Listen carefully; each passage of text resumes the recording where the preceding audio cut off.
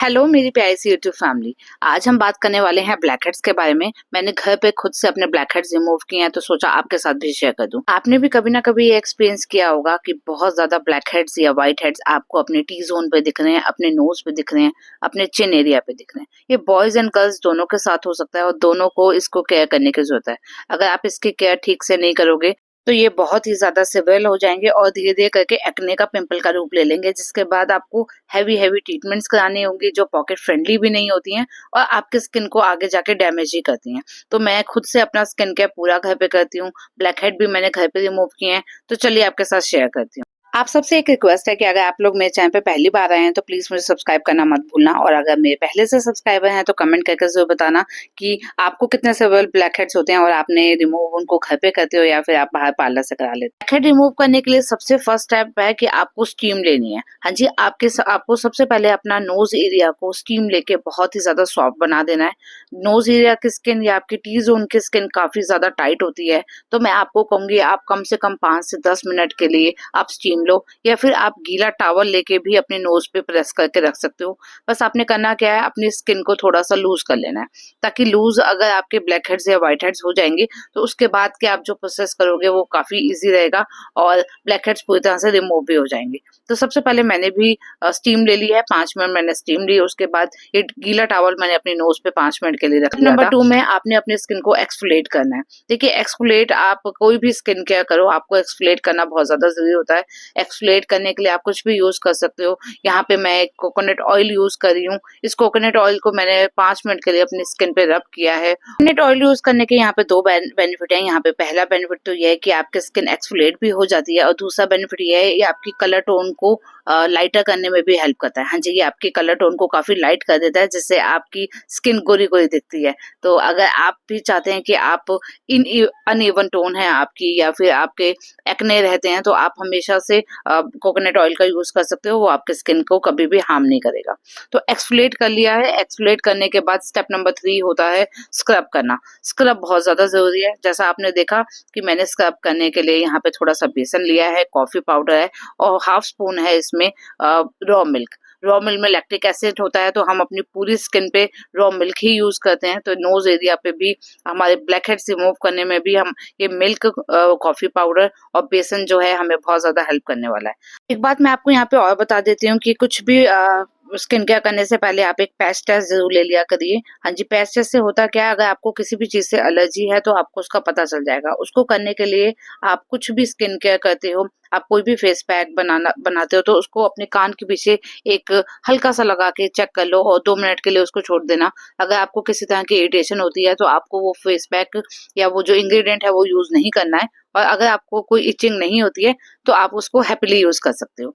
कोई भी skin care करने के लिए सबसे पहले हमें दिल से और दिमाग से उस चीज के लिए एकदम प्रिपेयर होना चाहिए। अगर हमारे मन में कुछ भी डाउट होगा ना, तो हमारा जो स्किन केयर है वो कोई भी बेनिफिट नहीं दिखाएगा, कुछ भी हमें उसका फायदा नहीं दिखेगा।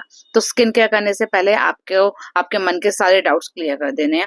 यहाँ पे मैं आपको जो भी दिखाती हूँ वो खुद से यूज करके दिखाती हूँ, सारी घर की चीजें हैं, तो आपको इनसे कभी भी हार्म नहीं होगा।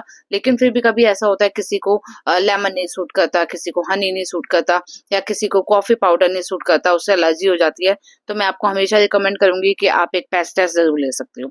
तो थर्ड स्टेप में हमने स्क्रब करना था। स्क्रब करने के लिए मैंने बेसन लिया है, दूध लिया है और थोड़ा सा कॉफी पाउडर लिया है। इन तीनों को मिक्स करके मैंने अच्छे से एक पैक बना लिया था, और पैक बना के मैंने 5 मिनट के लिए उसको अपने नोज एरिया पे, पूरे टी जोन पे मैंने अच्छे से स्क्रब किया। स्पेशली जो फोरहेड है वहां पे मुझे ज्यादा ब्लैक हेड्स नहीं होते हैं, ओनली नोज पे ही होते हैं। नोज पे या फिर आप कह सकते हो साथ साथ चिन में भी हल्के बहुत होते हैं। तो आप नोज और चिन एरिया को बहुत अच्छे से करना, लेकिन जिनके फोरहेड पे भी होते हैं वो फोरहेड को भी यूज कर सकते हैं। तो मैंने नोज पे और चिन एरिया पे बहुत अच्छे से स्क्रब कर लिया है। 5 मिनट हो चुके हैं मुझे। स्क्रब करने के बाद मैंने सिंपल उसको धो लिया। लेकिन एक ही बार मैं स्क्रब नहीं करूंगी, मैं एक बार दोबारा से स्क्रब करूंगी। यहाँ पे मैं डबल स्क्रब कर रही हूँ। नॉर्मल स्किन केयर में हम एक्सफोलिएशन 2 बार करते हैं, लेकिन यहाँ पर मैं स्क्रब 2 बार करूंगी, क्योंकि हमारे नोज एरिया जो होता है वो काफी टाइट होते हैं और जो ब्लैक हेड्स होते हैं वो काफी अंदर डीप में गए होते हैं। तो एक बार दोबारा से स्क्रब करने के लिए मैंने ये लेमन ले लिया है। लेमन करके में से मैंने उसका जूस निकाल के अलग रख दिया था, क्योंकि उसका यहाँ पे कोई भी यूज नहीं है, मुझे खाली लेमन का छिलका चाहिए। हाँ जी, ये छिलके में जो इसका फाइबर लगा हुआ है ना, वो हमारे स्किन को स्क्रब करने के लिए इनफ है। तो ये लेमन के साथ-साथ मैंने इसमें थोड़ा-सा कॉफ़ी पाउडर ही डाल लिया है और 2 मिनट के लिए, सिर्फ़ 1 से 2 मिनट के लिए मैंने बहुत अच्छे से यहाँ पे रब किया। अब आप अगर लेमन नहीं यूज़ करना चाहते हो, तो आप सिंपल पोटैटो ले सकते हो या फिर आप एलोवेरा जेल की जो पत्ती होती है वो भी ले सकते हो, उसमें से जल आप निकाल के अलग रख देना और जो पत्ती रह जाती है, जो लीव रह जाती है ना, उससे आप अपना ये स्क्रब कर सकते हो। कई लोग ब्लैक हेड रिमूव करने के लिए प्लकर का यूज़ करते हैं, वो प्लकर को इतनी बुरी तरह से प्रेस करते हैं कि नोज़ एरिया पे काफ़ी ज़्यादा मार्क्स आ जाते हैं, निशान आ जाते हैं, जो देखने में ब्लैक हेड से भी ज़्यादा बुरे लगते हैं। तो मैं कहीं पे भी आपको प्लकर का यूज़ नहीं करती हुई दिखूंगी और मेरी स्किन बहुत ज़्यादा सेंसिटिव है और मैं रूटीन में अपना स्किन केयर घर पे खुद से करती रहती हूँ, तो मुझे इतने ज़्यादा हार्श तरीके से ब्लैक हेड्स निकालने की ज़रूरत नहीं है। लेकिन अगर आपके बहुत ज़्यादा सिवियर वाले ब्लैक हेड्स हो रखे हैं तो आप प्लकर का यूज़ कर सकते हो, लेकिन उसको बहुत लाइट हैंड से आपने यूज़ करना है। प्लस आप जो ब्लैक हेड्स की स्ट्रिप्स आती हैं आप उनका भी यूज़ कर सकते हो। लेकिन अगर आप रेगुलर बेसिस पे ये करते रहोगे ना तो आपको इतना ज़्यादा डीप में करने की कोई ज़रूरत नहीं होगी। इन टाइम पे मेरा ऑलमोस्ट स्क्रब कंप्लीट हो चुका है। सबसे पहले हमने स्टीम लिया, स्टीम लेने के बाद हमने स्किन को एक्सफोलिएट किया। एक्सफोलिएट आप किसी भी चीज़ से कर सकते हो और एक्सफोलिएट करने के बाद अब थर्ड स्टेप में मैंने स्क्रब किया है। थर्ड स्टेप को मैंने 2 बार रिपीट किया। एक बार मैंने सिंपल बेसन से, कॉफ़ी से और मिल्क से स्क्रब किया और सेकंड टाइम में मैंने यूज़ किया है जो नींबू होता है उसका छिलका।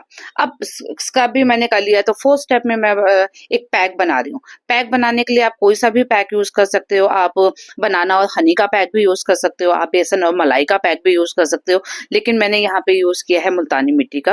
ये मुल्तानी मिट्टी भी हमारे स्किन को, हमारे कलर टोन को काफ़ी ज़्यादा ब्राइट कर देती है। तो यहाँ पे मैंने एक मुल्तानी मिट्टी का हल्का सा लेप लगा लिया है। अपने फोरहेड पे मैं नहीं लगा रही हूँ, सिर्फ नोज पे और चिन एरिया पे लगा रही हूँ और लगा के 5 मिनट के लिए मैंने इसको ड्राई किया और ड्राई करने के बाद क्लीन कर दिया।